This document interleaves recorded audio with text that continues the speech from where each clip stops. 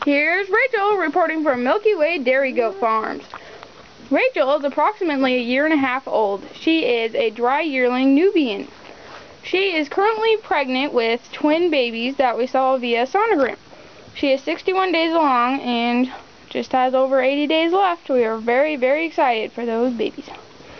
Here's Heidi. Come here, Heidi. She's an 11-month-old registered American Alpine. She is a beautiful little girl who really loves this camera. Here's Shasta. He's our 11-month-old Nubian Wether. He's just our pet. We couldn't possibly pass him up because he's such a cute little boy. Currently, he is eating a mixture of alfalfa, yes he is, and orchard grass hay. This is very good for maintenance, for lactating animals, and just pretty much all around very complete mixture of hay. Right here is their Mana Pro Goat Minerals. This contains all the necessary nutrients that are probably missing from most hay and grain diets. This gives them what they need, and you have to be careful not to feed goat sheep minerals and vice versa, because sheep do not need nearly as much copper for goats as goats, and it could make them very sick. And if you fed sheep minerals to goats, they become copper deficient, and that could also result in illness. This right here is their baking soda.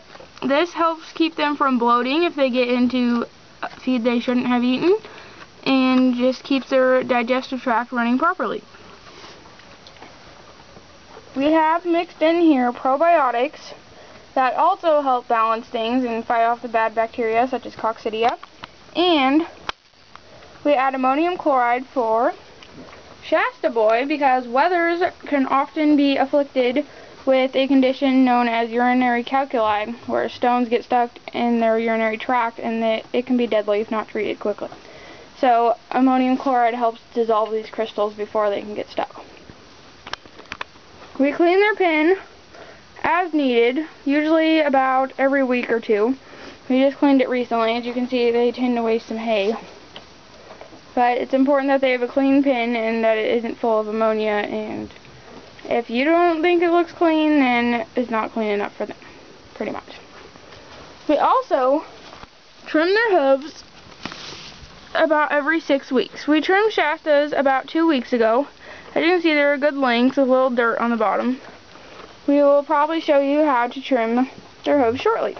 It's very easy, but very important for their health of their skeletal system. We also vaccinate them for CD&T to prevent tetanus and overeating disease, and we will also be vaccinating for BOC, which is a selenium bolus, which helps them with their muscle control, and it will prevent floppy kid syndrome in Rachel's kids. The kids get passive immunity if you vaccinate 30 to 45 days before they are due. Let's go check out their pen. In the shelter. Here's our beautiful pond. Today is New Year's Eve, 2013.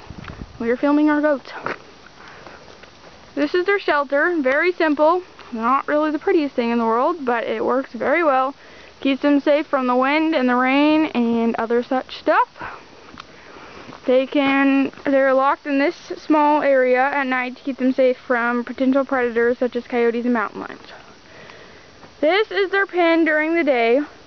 We used hot wire to separate it from the rest of our pasture and to separate it from our horse.